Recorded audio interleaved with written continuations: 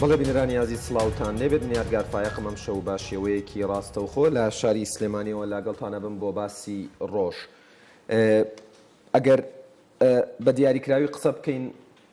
نزیکی یاخود هەر بە تەواوی یەک مانگ پێش ئێستا و لە 25 نۆ ئەم کاتانە وڵاتیانی هەرێمی کوردستان ئاهەنگیانە گێڕا بە بۆنەی سەرکەوتنی پرۆسەی ئەنجامدانی ڕفراندۆمەوە. بەڵام ئەمڕۆ هاوڵاتیانی هەرێمی کوردستان کە خەبەریان بووەوە گویان لێبوو کە حکوومەتی هەرێمی کوردستان لە درەنگانێکی شەو بڕیاری داوە کە ئەنجامەکانی یاخود ئاکامی ڕفراندەم سڕ بکات و دەرگای گفتوگۆ دیسانەوە بکاتەوە لەگەڵ حکوومەتی عێراقی لە بەرامبەردا حکوومەتی عێراقی تەواوی چالاکی سەربازەکانی لەناو خاکی هەرێمی کوردستان ڕابگرێت. من مەبەستمە لەسەرمە قسە بکەم ئایا ئەم ینی سڕکردنی ئەنجامی ڕفراندەمە ئەکرێ وەکو شکست ناوی بەرین، ئەکرێ وەکو پاشەکشە ناوی بەرین، یاخود ئەکرێ وەکو دەرفەتێک سوودی لێ ببینرێت و لە دنیای سیاست و زانستی سیاستکردندا سڕکردنی ئەنجامی ڕفراندەم یەکەم جارە ڕوو بدات. هەرێمی کوردستان لەمەشا تاک بوو یان نمونەی تر هەبوو و شتێکی ئاسایە و ئەکرێ وەکو دەرفەتێک سوودی لێ ببینرێ. مەبەستمە قسە لەسەرەوەش بکەین کە هێشتا 24 کاتژمێر بەسەر ئەنجامی ینی سڕکردنەکە تێنەپەڕیوە. 12 ئەم شەوە بێ بە 24 کاتژمێر دیار نییە بەڕێکەوتن بۆ لەگەڵ حکوومەتی عێراقی، بەڕێکەوتن بۆ لەگەڵ حکوومەتی نازام ئیدارەکەی ترامپ بە فشار پێیان کراوە، بەڵام زۆر تەحلیلی لەسەر کراوە. تەنانەت هەندێک زۆر بێباکانە زۆر بە گاڵتە ئامێزی و بە شتێکی ئاسایی باسیەکەن لە کاتێکە وترێت ئەمە تەنها زیانی ئەوانە نییە کە ڕێفراندەمیان کرد و دەنگیان پێدا، بەڵکو زیانی هەموو کوردێکە لە هەر جێگەیەکی دنیا بێت. من مەبەستمە قسە لەسەرەوە بکەین کە بێت کورد لێرە بە دوا چۆن ماڵی خۆی ڕێک بخاتەوە، هەنگاوەکانی چۆن بنێت چ لەسەر ئاستی ناوخۆ و چ لەسەر ئاستی دەرەوە، بە تایبەتی مامەڵەکردن لەگەڵ عێراق و وترێت بە شێوەیەک لە شێوەکان پیلانێک هەیە گەلە کۆمەیەکەیە دژ بە کورد چۆن بتوانین ئەمە بەتاڵ بکەینەوە. و مەبەستمە لەسەر ئەرکی مێدیا، لەسەر ئەرکی ڕۆشنبیر و نووسەرەکان، لەسەر ئەرکی پارتە سیاسەکانیش قسەی بکەین. منم شەو دوو میوانم هەیە. میوانێکم لە ستۆدیۆیە جەنابی دکتۆرە نەزاکەت حسێن، پسپۆری بواری میدیا، زۆر سپاس دەکەم. واروەها لە هەولێری شەوە دکتۆر عەبدولحەکیم خەسرۆ، مامۆستای زانستە سیاسیەکان. بە ڕوخسەتی دکتۆرە نەزاکەت من لە دکتۆر عەبدولحەکیم خەسرۆوە دەست پێ یەکەم. دکتۆر سوپاس بۆم دەرفەتە، ئەمەوێت لەو پرسیارەوە دەست پێ بکەم سڕکردنی ئاکام و ئەنجامی ڕێفراندەم ئێوە چۆن خوێندنەوەی بۆەکەن و ئایا وەکو ئەوترێ شکستە یاخود هەلێکە دەرفەتێکە بۆ ئەوەی کورد و قیادەی کورد سوودی لێ ببینێت؟ دەرفەتێکە بۆ ئەوەی کورد و قیادەی میوانە بەڕێزەکە بۆ دەرفەتێکی من پێم وایە لەم قۆناغا هەستیاری هەرێمی کوردستان هەموو ڕێگایەکی سیاسی بگرێتە بەر بۆ ئەوەی دانوستان لەگەڵ حکوومەتی عێراق بکرێت و پێشتریش ڕاگەیاندراوە کە بەبێ دانوستان ئێمە ناتوانین سربەخۆی ڕابگەینین و ئەمە تەبیعەتی هەموو ڕیفراندۆمێکە. ئەگەر ئێمە لە چوارچوەی ڕۆژهەڵاتی ناوەڕاست بە پێی ئەو هەڵومەرجە ئاڵۆزەی کە ئێستا دەبینین کۆمەڵێ ڕێککەوتن و کۆمەڵێ هاوپەیمانێتی و هاوپەیمانێتیەکان زۆر بە خێرا گۆڕانکاریان بەسەرادێت، تەنانەت جۆرێک لە ڕێککەوتنی دوو قۆڵی نێوان ئەم وڵات و ئەو وڵاتە دەکرێت، بەڵام پاش ماوەیەکی تر دەبینی ئەم ڕێککەوتنانە کۆتاییان پێدێت. هەموو ینی ئەم بارودۆخە هەستیاری کە ئێستا لە ڕۆژهەڵاتی ناوەڕاست وا دەخات کە قیادەی سیاسی پێم وایە خوێندنەوەیکی واقعیانە بۆ بارودۆخەکە بکەن. ئەو خوێندنەوەی واقعیانە بەوە دەگەین کە تا ئێستاش پاڵپشتیەکی نێودەوڵەتی بۆ هەرێمی کوردستان هەیە بۆ پاراستنی هەرێمی کوردستان. ئاماژەکان زۆرن. ئەڵمانیا ئێستا دووبارە هێزی پێشمەرگە ڕاهێنانی پێدەکا، هەروەها ویلایەتە یەکگرتووەکانی ئەمریکا بە بەیاننامەکەی ئاماژەی بەوە کرد کە تەنانەت پاشەکشەی هێزی پێشمەرگە لە هەندێک ناوچە جێناکۆکەکانیان ناوچە کوردستانیەکانی دەرەوەی هەرێم مانای ئەوە نییە فەرزکردنی ئەمری واقع لەلایەن هیچ لایەک، بەڵکو ئەمەش وەکو ناوچەی جێناکۆک دەمینێتەوە. بە هەمان شێوە ئێمە دەبینین UN کۆمەڵێ ئاماژەی بەوە کردووە کە هەرێمی کوردستان پارێزراو دەبێت و پێویست دەکات بەوەی کە ئێستا لەسەر ئەساسی یان لەسەر بنچینەی دەستور دووبارە دانوستان بکەن. پێم وایە لەم قۆناغا کاتێک کە ئەم بەیاننامەی حکوومەتی هەرێمی کوردستان و بە تەئکیدیش بە تەنسیق بووە لەگەڵ کۆمەلگای نێودەوڵەتی چ لەگەڵ ویلایەتە یەکگرتووەکانی ئەمریکا UN چونکە لە هەمان ڕۆژ نوێنەری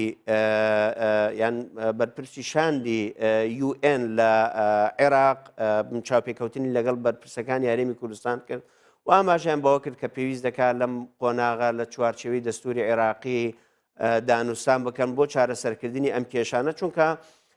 ئێمەش دەزانین تەنانەت ئەگەر ئێمە سربەخۆیش وەرگین پرسی سنوور پرسێکە لە نێوان وڵاتان تا ئێستا ماوە تا ئێستا کۆمەڵی کێشە لە بینی عێراق و ئێران ماوە لە بینی عێراق و کوێیت لە بینی عێراق و لەوانەیە تەنانەت تورکیا تا ئێستا بە شێوەیەک لە شێوەکان داوای ویلایەتی مەوسڵ دەکا بۆ نمونە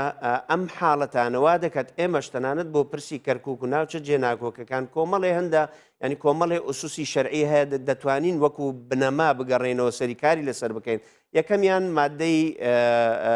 بڵێن دەتوان بڵێم یاسایی کاتی بە ڕێوەبردننی دەوڵەتی عێراقیە و دوجار مادەی 140 دەستوری عێراقی بە هەمان شێوە راپۆرتی دیمستۆرا کە راپۆرتێکی نێونەتەوەیە سەبارەت بەو ناوچانە و بڕیارەکانی ئەنجومەنی ئاسایشی نێودەوڵەتی کە شاندی و ئێنی نوێ کردوێتەوە و ئاماژەی بەوە کردووە یەکێک لەو پرسانەی کە کاری لەسەر دەکا بریتە لە ناوچە جێناکۆکەکان بۆیە بە تەسەووری من ئێستا ئەو خوێندنەوەیە لە چوارچێوەیەوە دەبێتکەوە هەرێمی کوردستان پێویستی بەم جۆرە دانووسانە دەبێت ئەگەر بەراوردی بکەین لەگەڵ حاڵەتی تر ئێمە دەزانین تەنانەت بریتانیەکان ڕاپرسیان کرد لەسەر جیابوونەوە لە یەکێتیان کشانەوە لە یەکێتی ئەوروپا بەڵام پێویستیان بە دانووسانێکی چڕوپڕ دەبێت لە ماوەی ساڵێکیان 2 ساڵی تر ئەوانەی کە ئەو فترە زەمەنیان داناوە تا کۆتاییان پێبێن ڕاستە لەوانەیە ئێستا عێراق ڕازی نییە لەوەی کە ئێمە لەسەر پرسی سربەخۆیی دانووسانیان لەگەڵ بکەین بەڵام دەتوانین لەسەر پرسی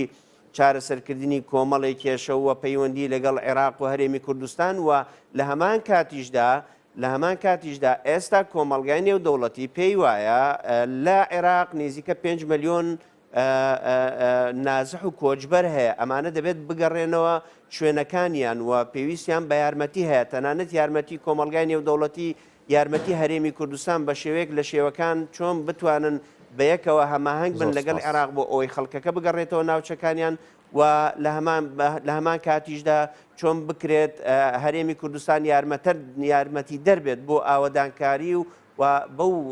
هەماهنگی کە ئێستا دەکرێت تەنانەت ئەو پەیوەندیانەی کە ئێستا دەبینین عەبادی لەگەڵ ئێران لەگەڵ تورکیا دەکات ئەو جۆرە ڕێکەوتنانەی کە لەگەڵ تورکیا پێمانیە کە ڕێکەوتنی زۆر استراتیژی کرابێت بەڵام ئەوەی کە زۆر وازح بوو زۆر سپاس دەکەم من دێمەوەلات بۆ ئەوەی گفتوگۆ لەسەرەوە بکەین چۆن سڕکردنەکە بکەین بە دەرفەتێک و سوودی لێ وەربگرین سپاس دەکەم دکتۆر نەزاکەت بێمەوە لای جەنابتان ینی ئەمڕۆ عەبادی لە تورکیا ئەڵێت عێراقمان گەڕاندەوە باوەشی نیشتیمانی عەرەبی وەکو ئەوەی پێشتر باوەشی نیشتیمانی عەرەبی باوەشێکی زۆر گەرم و زۆر پڕ بەخێر هاتن و زۆر پڕ هاوکاری بوو بێت بۆ عێراق کورد و قیادەی کورد چۆن بەمە ئستیفزاز نەبێت و وەکو وترێت دیسانەوە بە پەرچەکردار ئیش نەکات دەستان خۆش بێ ئێوارتان باش لە ڕاستیە ئێستا کاتی ئستیفزاز نیە بۆ قیادەی کوردی بەڕاستی قیادەی کوردی و هەموو کوردستانە بێ ئەوە بزانێ لە بەردەم مەترسیەکی گەورەین ئاگرێکە کەوتوێتەوە بەرەو ئەوە ئەڕوا کە هەموو دەستکەوتەکانی مێژوویمان بسترێتەوە و هەموو دەستکەوتەکانی مێژوویمان بسووتێنێ لەبەر ئەوە ئێستا هەموو دەرگاکان داخراون تۆ بە ڕیفراندۆم ئێمە ناڵێن ڕیفراندۆم مافی خۆمان نەبوو کردمان بەڵام ڕاشکاوانە بڵێم قیادەی کوردی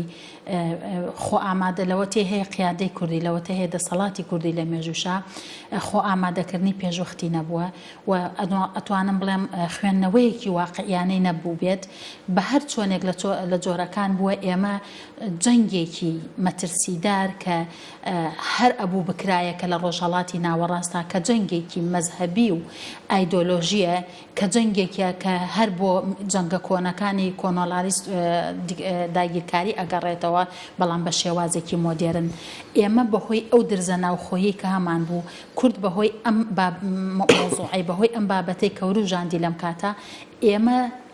خێرای کردەوە جەنگەکەمان خێرا کرد و یەک خاڵی یەکەمی ئاگرەکە لە ناو هەرێمی کوردستانە کەوتەوە کەواتە ئێستا کاتی ئەو ئیسیفزازنی ئێستا کاتی ئەوەیە کە کورد ناوماڵی خۆی ڕێکخاتەوە کورد واز لە تۆمەت بەخشینەوە و کێ خەتابارە و کێ پێت وایە واز ئەهێنێت کورد لەمە ئەگەر واز بڕوانە لە دوای دکتۆرە ینی باواز لە پێش ریفراندەم بێنین چکە ریفراندەم پرسێک بوو ڕۆشت و ڕای جیاوازیشی لەسەر شتێکی ئاسایی بوو ئەوەی ئێستا ماوە بەڵام ئەوەی ئێستا ینی سیرەکەی هەر ئەوتێ هەر یەکە و ینی بەداوای لێبوردنەوە ئەو دەستەواژەیە بەکە هەر یەکە و لە دۆڵێکە هەر یەکە و بە جۆرێ بیرەکاتەوە هەر یەکە و بەیاننامەیەک دەرەکە ئێستش بەیاننامەیەکمان نەبینی باڕاستەیەوە بێت هەر هەمویان پێکەوە بن هەر یەکە و ینی باسی دنیابینی خۆیەکە چۆن ئەم هەموو دنیابینیانە کۆبکەینەوە و ئەگەر کۆنەکرێتەوە قۆناغی داهات و چ گورجێکی تر بەرکوردەکەوێت ئەوەی کەوای کرد ئەو درزە دروست بوو ئەوەی کەوای کرد ئەو جەنگە گەورێ مەترسیە گەورە ئەو لوغمە گەورەی کە لە ڕۆژهەڵاتی ناوەڕاستە ئامادە دەکرا و بتەقێتەوە لە کوردستانە تەقیەوە ئەو جیاوازی خیتابی سیاسی و فرەگوتاری و ململانەیە بوو کە لە ناو بەڕاستی لە ناو هەرێمی کوردستانە بوو ئێستش ئەوەی کە بەیاننامە دەرەکە ئەوەی کە دڵخۆشە بەوەی کە ئەمە ڕوویاوە ئەوەی کە وازانێتە قسەکەی ئەو وایە و ڕاست دەرچووە و شانازی پێوە کاکە قسەکەی ئەو دەرنەچووە هیچ کامێکیان لەما سوودمەندنین بە دڵنیاییەوە لە کوردستانە ئێستا هیچ لایەنێ سوودمەند ئەم حاڵەتە نیەکرد ئەگەر لایەنێک دڵی خۆی بەوە خۆشکاکەوە بزانێتە شانۆکە هاتووە سەرسەرەتای ئەوە بچێتە سەر شانۆکە و جارێکی تر نەخێر چونکە نەیارەکانمان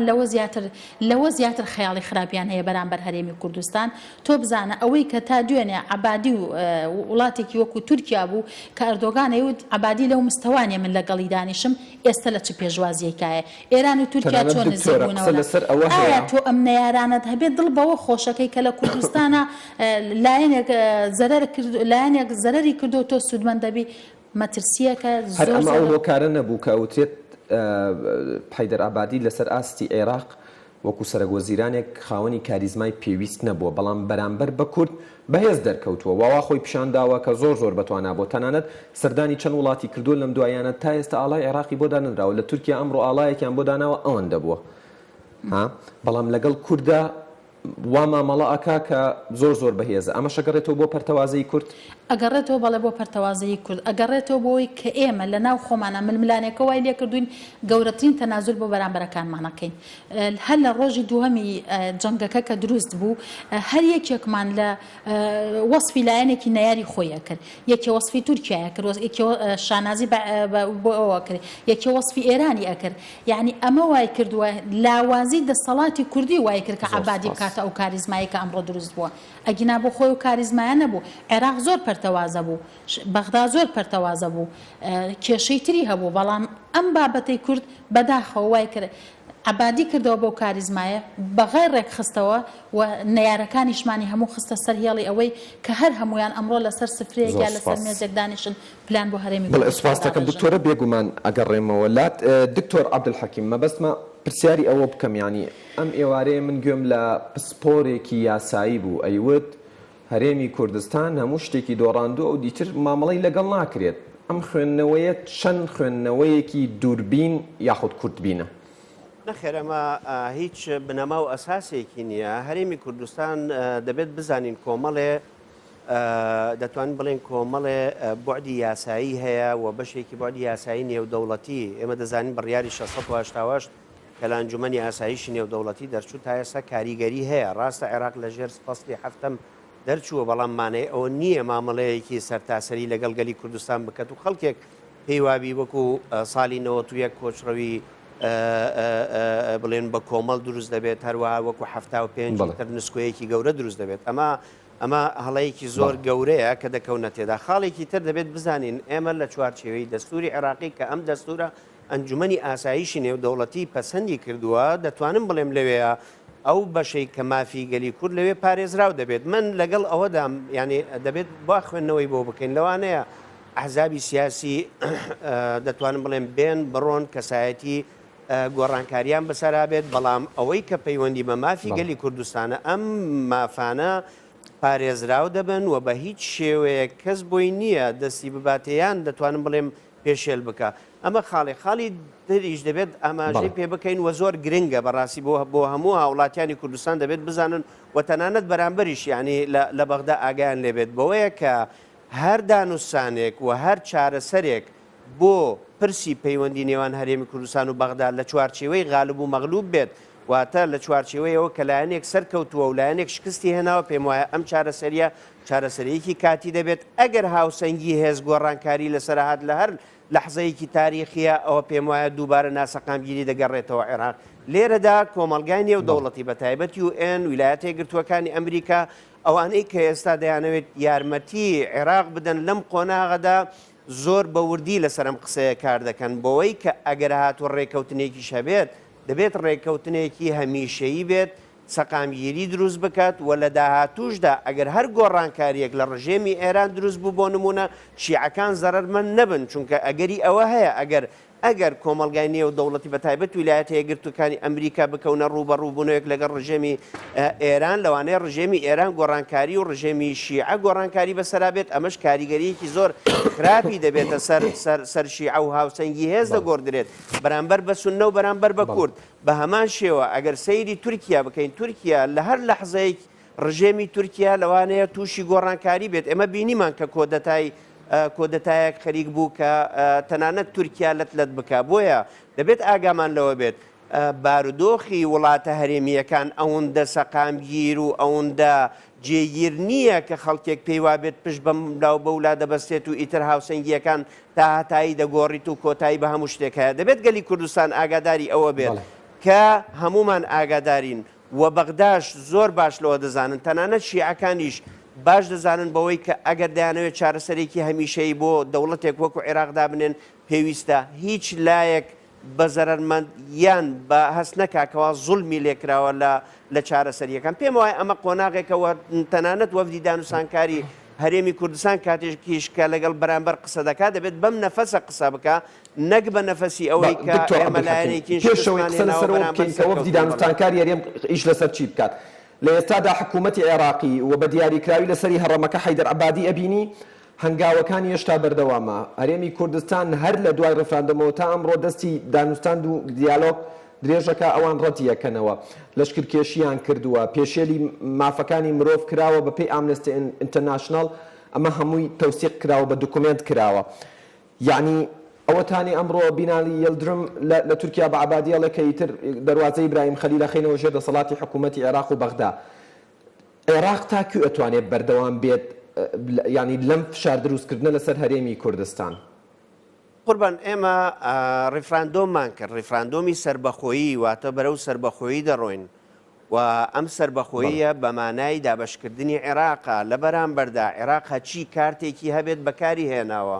و هەرچی کارتێکی هەبێت لە داهاتووشدا لەوانەیە بەکاری هێنیشی ئێمە بۆیە تەسەوەر دەکەم ئەمەی کە ئێستا عەبادی دەیکا و لە داهاتووشدا لەوانەیە بەشێک لە کارتەکانی تری هەبێت و دەبێت ئاگادار بین لەوە خاڵێکی زۆر گرنگ ماوە کە ئەویش پەیوەندی بە دووبارە پێداچوونەوە بە شەڕی داعش و هەموو ئەو هەنگاوانەی کە پێشتر کرابوو لەوانەیە کۆمەڵی ئەوراقی یاسایی تری هەبێت دژی ئێمە بەڵام بە شێوازێکی گشتی ئەوەی کە ئێستا دیارە و ئێرادەیەکی دەتوانم بڵێم نێو دەوڵەتی هەیە و خۆشیان ئەوانەی کە زۆر بە عەقلانیەت بیر دەکەنەوە ئەگەر هەنگاوەکانیان و فشارەکانیان بەرەو ئەو ئاستە بڕوا کەوا لایەنێکی سیاسی یان کەسایەتیەکی سیاسی یان تەنانەت بەشێک لە هەرێمی کوردستان فەرامۆش بکەن لە دانوستانەکان پێم وانییە سەر بگرێت ئەوان دەیانەوێت ئێستا پێویستیان بە کۆمەکی کۆمەلگای نێودەوڵەتی یارمەتی کۆمەلگای نێودەوڵەتیە بۆیە دەکرێت لەو چوارچێوەدا ئێمە باسی بکەین وردە ئەم کارتانە بە دوو فاکتەر بە دوو هۆکار کۆتایی پێدەن یەکێکیان ئەوەیە ئەگەر دانوستان دەستی پێکرد بەشێک لەو کارتانە ناتوانن بەکاربێنن و بەشێکی تریش پەیوەندی بە گۆڕانکاری هەرێمیە هەر لە ئێستاوە ئەمڕۆ بینیمان لە سنووری باشماکەوە ئیدارەی هەرێمی کوردستان سنوورەکەی وەرگرتوۆتەوە بەبێ ئەوەی فەرمانبەرە عێراقیەکان بەشدار بن تێدا و تورکیا ئەم حاڵەتە باش دەزانیت ڕاستە یارمەتی عێراقیەکان دەدات بەوەی کە ئیدارەی بڵێن سنووری برایم خەلیل بکە بەڵام بە چ شێوازێک ئایا دێن بە شێوازێکی سەربازی دەست بە ئەم بڵێن دەواازەیە دەگرن یان بە شێوازێک پەیمانیە تورکیا بەرژەوەندیەکانی لەو چوارچێوە بێت ئێستا گۆڕانکاری لێ بەشێک لە هەڵوێستەکانیان بکات و تەنانەت ئێستاش بەردەوام بووە ئەم حاڵەتە وا دەکات ئێمە چاوەڕوانیەوە بین فاکتەری دووەم ئەوەیە کە کاریگەری گۆڕانکاریە هەرێمیەکان کاریگەری دەبێت لەسەرەوەی کە بەشێک لە کارتەکانی عەبادی بسووتێت و ناچار بێت داوای کە لەسەر مێژی گفتوگۆ لەگەڵ هەرێمی کوردستان دانیشێت. زۆر سوپاس. بەڵێ سوپاس دەکەم دکتۆر عەبدولحەکیم. دکتۆرە نەزاکەت، دکتۆر عەبدولحەکیم زیاتر باسی فاکتەرە ئیقلیمی و جیهانیەکانی کرد. مەبەستمە لەگەڵ جەنابتە تەرکیز بکەینە سەر ناوخۆ. یعنی پەرلەمانی کوردستان تەمەنی بۆ 8 مانگ درێژ کرایەوە و هێشتا بۆ نمونە پارتێکی سیاسی ئەڵێت حکوومەتی ڕزگاری نیشتیمانی لە کاتێکە حکوومەتی ڕزگاری نیشتیمانی پێویستی بە 76 ڕەنگی 111 ئەندامەکەی ناو پەرلەمانی کوردستانە. باسی جۆری هەمە جۆر دەکرێت، ینی هەندێکیان وەزعەکە استیغلالەکە بۆ ئەوەی لە بەرژەوەندی خۆی کارتەکان بەکاربێنێت. پەرلەمانی کوردستان بە نەفەسی پێشەوە بەردەوام بێت ئەتوانێت ڕۆڵی کاریگەری هەبێت لەم 8 مانگەیە و ئەگەر بێوێت ئاشتەواییەکە تۆخ بکاتەوە و خاڵە جیاوازەکان کاڵ بکاتەوە بێت چی بکات لەم 8 مانگەیە؟ بەڕای من کاک یادگار لە ئێستادا ئێمە کاتی ئەوە نیە خەریکی و کێشە ململانەی ناوخۆ ببین. یعنی ئێستا ئەوەتانێ ئێمە وەکوتم ئەو هەڕەشە و مەترسیە گەورەمان لەسرە پێویستت تۆ جارێ بە پشتیوانی نێودەوڵەتی هەیە پێویستت بەکردنەوەی هەموو ئەو دەرگایانە ئەم ئێوارەیە بڵین حکوومەتی ئەمریکا واشنگتن پشتگیری خۆی بۆ پاڵپشتی خۆی بۆ بەیاننامەکەی حکوومەتی یاریێمی کوردستان ڕاگەیاند وڵێ بەیاننامەیەکی باشەوە توانێت بمان باتە پێشەوە. یعنی بچووکترین ینی کەمترین درس بچووکترین دەرگایە کە تۆ بتانی لە ئێستا کە هەموو دەرگاکانت لێداخراوە بیکەیتەوە ئەوە هەنگاوێکە کە ئێستا حکوومەتی کوردی من پێم پاشەکشە نییە؟ من بە پاشەکشێ نابینم. تۆ ئێستا تۆ ناچاری پەنا بۆ ئەو هەنگاوانە بەری لە کاتێکا چونکە لە ئێستا بەڕاستی هەرێمی کوردستان ئەوەی کە لەم شەڕاوەک و ئەو بەڕێزە باسی کرد ئەوە نییە کە تۆ وابزانیتە ئەمڕۆت ئێران و تورکیا ئیتر هەموو بەرژەوەندێکیان بەیەکەوەی ئەوان جارێ ئەو جەنگەی کە ئێستا لە مەترسیە لە ڕۆژەڵاتی ناوەڕاستە جەنگی مەزهەبیە مەزهەبی ئەکەپە و مەزهەبی ئێران دوشتی جیاوازن کوردستان نابێ هەموو شیعە لە خۆی بکە کوردستان نابێ بێ ئومێد بێ بەرامبەر هیچ شتێکی تورکیا کوردستان نابێ بێ ئومێد بێ بەرامبەر بەغا هەمویان ئەتوانێت لە ڕێگەیەک لە دەرگاکان لێ بدا بۆیە ئێمە جارێ پێویستمان بەوەیە مەشغوڵ بوون بە پەرلەمانەوە 8 مانگ بێ یعنی تۆ کە سەیری ئیعلامی کوردیەکەی تۆ ئەم هەموو دەرگایە لێ داخرابێ تۆ گەورەترین دەستکەوتی مێژوویت خەریکە هەمووی لە دەست ئەچێ مەشغوڵ بوون بەمانەوە ئەکتیڤکردنەوەی ئەمانە پێویستە ئەکتیڤکردنەوەی حکوومەتی هەرێم پێویستە ئەکتیڤکردنەوەی پەرلەمان پێویستە بەڵام بەو ئاقارەی کە تۆ ئەکتیڤی بکەیتەوە بتوانیت چارەسەر کێشە گەورەکانتی پێ چارەسەرکەی نەک مەشغوڵ بوون لە ئێستا من پێم وانە ئەم پەرلەمانەی حکوومەتی ئەمەی کە درێژ کراوەتەوە ڕەنگە کاتێک بێ بۆ ئەوەی باش بێ ئێمە لە ئێستادا ئامادەنین بۆ هەڵبژاردن هەر پارتێک پێی وایە بەیانی هەڵبژاردن بکرێت و ئەو ئامادەیە بەڕای من کاندیدیان بۆ سەرۆکی یاریەم هەبوو نەکاندیدیان بۆ پەرلەمان هەبووە ئێستاشەڵم بۆ دواخراوە لە کاندید نییە تۆ بارودۆخەکەت ئەوە نییە خۆ ئامادەکردنت بۆ نییە پارتێک یاوە ئەزانێتە لێرا وەکو چۆن ئەڵێ بەشی خۆی هینە شانۆکە بۆ دراوە بە و هەڵبژاردن بکرێت و ئەو بچێتە سەر دەسەڵات و ئەبێت بە ئینقاز و دەرگاکات و نەخێر ئەوە نیە هەمومان پێویستمان بەوەیە ئەو دەرگانی کە لە دەرەوە داخراون ئیش لەسەر ئەوانە بکەین کوردستان ئەبێ هێڵی سێمی سیاسی لێرا بۆ خۆی دروستکات چونکە ئەو جەنگە جەنگی کوردستان نەبوو ئەو جەنگە جەنگی کورد نەبوو بەڵام بەڕووی کووردا تەقیەوە ئەو جەنگە جەنگێکی گەورەترە لەوەی کە ئێمە بیری لەکەینەوە بۆیە تۆ ئەبێ کوردستان لە ئێستا بیر لەوە بکاتەوە خۆی چۆن لەو جەنگە گەورەیە دەرباسکە خۆی چۆن بخاتە سەر ئەوەی کە بەرەو ئەوە بڕات کە ئەو دەرگایانە لە خۆی بکاتەوە پشتیوان بۆ خۆی دروستکە لەبەرەوە بەڕای من پەرلەمان هیچ ئێمە کاتی هەڵبژاردنمان نیە و 8 مانگیش ڕەنگە هێشتا کەمتر بێ ئەوەشی پێی وایە سەرکردنی ئەنجامی ڕێفراندەمەکە لە زیانی پارتی و بارزانی و یەکێتی و یەکگرت و پارتەکانی ناو بڵێن انجومەنی باڵای ڕێفراندەمە هەڵە لە باسەکە تێگەشتووە ئەم جەنگە لە بەرژەوەندی کەس نیە بەرژەوەندی هەموو پارتێک هەموو تاکێکی کورد ئێستا لە هەرێمی کوردستان لە مەترسیە ئەوەی کە پێی وایە لێرا بەرژەوەندی هەیە پێم وایە ئەوە هێشتا تێنەگەیشتوە لە واقعەکە و هێشتا لەو مەترسیە گەورە چونکە مەترسی زۆر گەورەتر لەوە هەیە لەسەر هەرێمی کوردستان و مەترسیەکی جەنگێکی زۆر لەوە گەورەتر هەیە ئەگەر لە ئێستا ئێمە هەوڵ نەدەین خۆمان چۆن لەو جەنگە دەرباسکەین و خۆمان دوور نەخەینەوە لە ساحەی ئەو جەنگە و ئێمە لێرە نێچیری جەنگەکە بین بەڕاستی ئێمە لە خەتەرێکی گەورەین ئەوەی پێی وایە ئێستا بەدوای وەکو چۆناڵێ وڵات وێران بۆ هەوڵ باش شتێ بۆ خۆی بپچڕێنێ و بەدوای و بەرژەوەندی خواگەڕێ و ئازان ئەوش لە هەڵایە سپاس دەکەم دکتۆر نەزاکەت دکتۆر عەبدولحەکیم وەکو ئەخیر پرسیارم یعنی لە نوێترین پێشاتە جێگری فەرماندەی سوپای پاسدارانی ئێران ئەڵێت سڕکردنی ئەنجامی ڕێفراندەم دوایین بزمار بوو لە تابوتی ئەمریکا لە ناوچەکە و تورکیا پێی دڵخۆشە عێراق پێی دڵخۆشە ئەمریکا لێرە چ مامەڵەیەکەکە وە کورد ئەبێ لێرە چۆن مامەڵە بکات چکە ئەمریکا پێی وایە لە ماوەی ڕابردوودا کورد بێگوێیی کردووە ینی خۆی ئەوەی کە پەیوەندی بە پەیوەندی نێوان هەرێمی کوردستان و ویلایەتە یەکگرتووەکانی ئەمریکا هەیە و ئەو ململانەیە کە نێوان ئەمریکا و ئێران هەیە پێم وایە ینی بەدحاڵی بوونێک هەیە جارێ هەموو هەر پرسێک کە لە ڕۆژهەڵاتی ناوەڕاست هەبێتەوە پرسێکی خراپ بێت ئێرانیەکان پێیان وایە ئەمە ئەمریکا و زایۆنیستی عالەمی و ئیسرائیل کردویانە و هەر پرسێکی تر خراپ هەبێت لە ڕۆژهەڵاتی ناوەڕاست ویلایەتە یەکگرتووەکانی ئەمریکا پێی وایە ئێران دەستی تێدایە بۆیە دەبینین تەنانەت لەو پرسانەی کە پەیوەندی بە عێراقەوە هەیە لە لەحزەیەکە پێمان وا بووکەوە ئێران و ویلایەتە یەکگرتووەکانی ئەمریکا کۆکەن ڕێککەوتون لەسەر پشتگیریکردنی حکوومەتی عەبادی بۆیە لە ڕێککەوتنی پاشەکشەی هێزی پێشمەرگە لە کەرکووک بۆ نمونە قاسم سولەیمانیش سەرپەرشتی دانوسانەکانی کردووە لە کاتێکە خەڵکێک پێیوا بوو ئەمە لە بەرژەوەندی عەبادیدایە بەڵام لە کاتێکە تلێرسۆن ئاماژە بە حەشدی شعبی دەکا و